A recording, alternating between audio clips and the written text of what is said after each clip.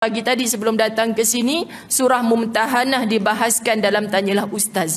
Saya kata wanita diuji memang macam ni cara. Mudahnya nak masuk syurga.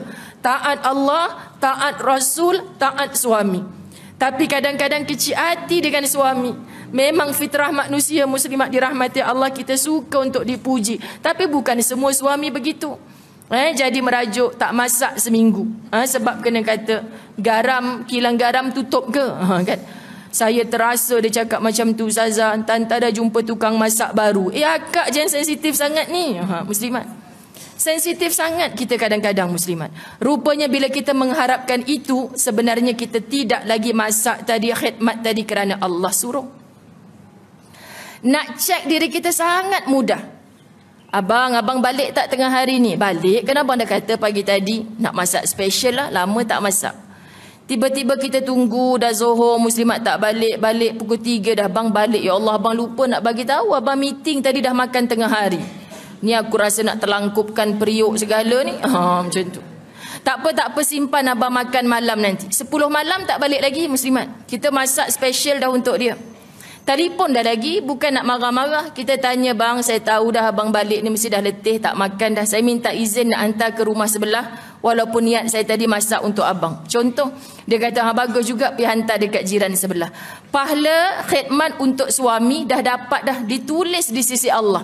Tapi muslimat dengan kita marah-marah, dia datang kita hempas pintu pula, kata nak balik makan, tak balik makan, kan? Terpaksalah saya bagi kat rumah sebelah. Dah tak jadi pahala muslimat. Saya kadang-kadang muhasabah benda macam ni, ya Allah, inilah yang dikatakan dalam kitab Penawar Bagi Hati versi yang kita sedang hadapi ini, taubat dari dosa lahir dan batin.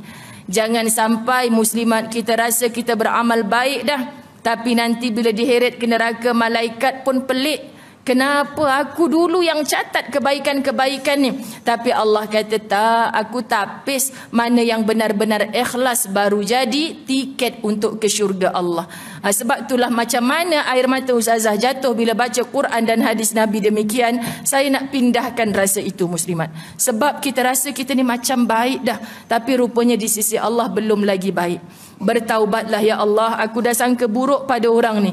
Ya Allah, aku dah riak dah ni. Ya Allah, aku dah ujub dah ni. Ya Allah, aku dah takabur dah ni. Nanti lepas kuliah macam ni akan ada orang datang WhatsApp, jumpa Ustazah muslimat, saya rasa hati saya macam tu Ustazah, takutnya saya nak mati. Muslimat, biasa bagi manusia ada datang rasa demikian. Tetapi sukar sangat luar biasa untuk seorang manusia nak cepat-cepat membunuh penyakit hati. Biasa je orang puji, kita kembang sikit. Tapi cepat, astaghfirullah, kalau engkau yang tak bagi kudrat, mana mungkin aku boleh buat macam ni. Kalau engkau yang tak bagi rezeki, cepat-cepat saat itu juga, sebelum syaitan lagi muslimat dirahmati Allah. Kan aku dah kata, engkau seorang je yang paling hebat kat sini. Jangan biarkan syaitan dan nafsu kita terus bermaharajalela. Gantikan, balikkan kepada Allah, supaya kita tidak terus-terusan leka dengan penyakit hati. Ini yang kita nak taubat daripada dosa lahir dan batin. Tu macam mana nak cepat-cepat habis kitab ni? Ni baru mukaddimah ni muslimat, 40 minit dah. Baik, baru nak baca. Tu yang orang tak ada kitab pun jangan pernah menangis, sedih. Sebab Ustazah Zai punya mukaddimah tak payah tengok kitab lagi. Okey, hati yang mahu bertaubat dari dosa zahir dan batin itu adalah hati yang terpuji. Muslimat, kalau kita dah rasa taubat dari dosa zahir, dulu tak tutup aurat, sekarang tutup aurat, ini yang terbaik. Tetapi kitab ni jelas menyatakan dari dosa zahir dan batin. Muslimat, kalau kita rasa dengan dipuji baru kita rajin untuk beribadah kepada Allah, itu sudah dosa hati. Kan ada orang yang memang rajin, Ustazah dia tu memang kena jack sikit, jangan kipas Ustazah, aircon terus pasang kat dia. Memang dia akan rajin, kasut-kasut Ustazah semua dia akan gilap, kan? Pelik dah pula ni muslimat. Tapi dia tu Ustazah, kalau kita tak jack dia, memang dia akan duduk je lah. Ada jenis manusia macam tu.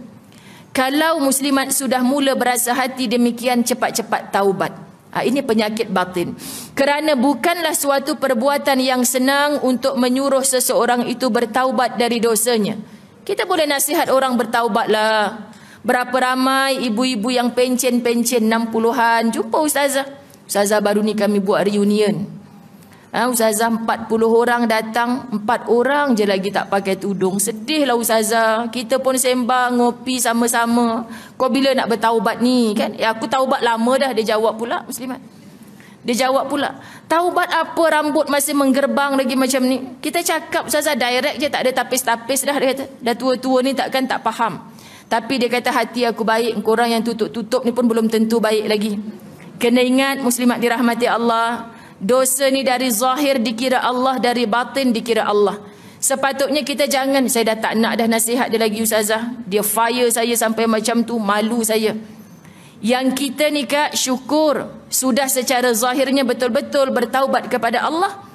Tapi hati-hati, takut betul apa yang dia cakap. Dia zahirnya belum lagi, tapi batin yang korang yang tutup-tutup ni belum tentu lagi. Masya Allah, kita takut Muslimat. Kita ni pula bila balik membawang pula makcik yang belum pakai tudung tu. Sesama orang-orang yang sudah bertutup litup. Faham ke tak faham ni? Rupanya yang kita didatangkan oleh Allah 40 orang daripada 400 orang. Sepatutnya alumni yang sepatutnya datang 40 orang je hadir. Rupanya daripada 400 orang Allah pilih kita untuk hadir 40 orang. Bukankah sebenarnya ini ujian dari Allah? Nak tengok 40 orang tolak 44 orang yang belum bertudung. 36 orang ni siapa yang boleh zip mulut daripada mencaci maki orang yang secara zahirnya belum bertaubat. Sebab tu apa sahaja yang berlaku. Saya kata dalam Februari ni Muslimat, awal sebelum 5 hari bulan terkejut dengan satu berita. Pertengahan satu berita lagi. Tengah-tengah lagi macam-macam berita lah bulan Februari. Mujur ada 29 hari je. Kalau 31 hari tambah lagi cerita Muslimat. Tragedi sungguh bulan Februari ni. Sampailah ke hari ni. Kita sebut ya Allah Tuhan, lepas satu-satu. Kita pula yang paling sibuk bercakap. Sampai ke hari ni, Ustazah rasa siapa? Sampai saya balik dari Kulim hari tu naik bas. Saya kata, ya Allah, apalah orang depan ni. Dia buka video sekuat-kuat, video orang ceramah politik. Saya kata, aku nak intai depan calon menteri ke apa ni? Dia duk buka kuat-kuat dalam satu bas, orang nak rehat tak boleh Muslimat. Kan apa? Kan dah buang masa sepanjang perjalanan tu ambil tahu benda yang kita tak perlu tahu pun. Memang perlu tahu, tetapi kita buang masa sampai tahap macam tu. Allah datangkan satu-satu isu, kita perasan tak Muslimat? Kita sembang benda yang tak sudah-sudah, tak habis-habis. Kita balik dari reunion, 36 orang lagi buat grup PM tepi, membawang yang 4 orang ni tak insaf lagi, tak pakai tudung lagi. Sebenarnya yang besar ujiannya siapa? Yang belum bertudung tapi sedar diri tu ke? Ataupun yang dah menutup aurat tapi mulutnya tidak di-zip-zip lagi Muslimat? Sebab itulah yang kita sebutkan, Masya Allah, sebenarnya Allah datangkan satu benda nak test kita. Bukan nak test orang yang berlaku ujian pada dia tu saja, nak test kita. Jadi hati-hati Muslimat, takut secara zahir saja dosa telah diampun tapi secara batin tidak. Ini kalau tak faham lagi tak tahulah, sebab orang dewasa belaka kan. Itu yang kena satu-satu nak bagi faham tajuk ni Muslimat. Mungkin ada di kalangan kita telah banyak kali diberi nasihat dan teguran, tetapi dosa itu diulanginya lagi. Jadi layak tak kita sebut, aku tak nak cakap apa dekat dia, lantaklah dia. Boleh tak Muslimat? Kalau tidak Nabi tak kata, sampaikan yang datang daripadaku walaupun satu ayat. Khususnya seorang ibu, tolong jangan sebut, aku tak nak nasihat dah anak tu, nombor 3 tu, tak nak dah.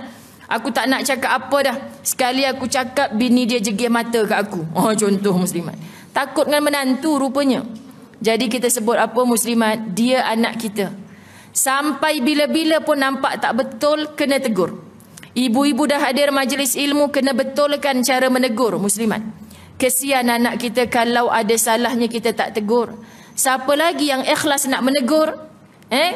Berbanding kita yang mengandungkan dia, melahirkan dia, membesarkan dia, kenal bila masa dia merajuk, bila masa dia berkecil hati, bila masa dia tengah happy, kita tahu.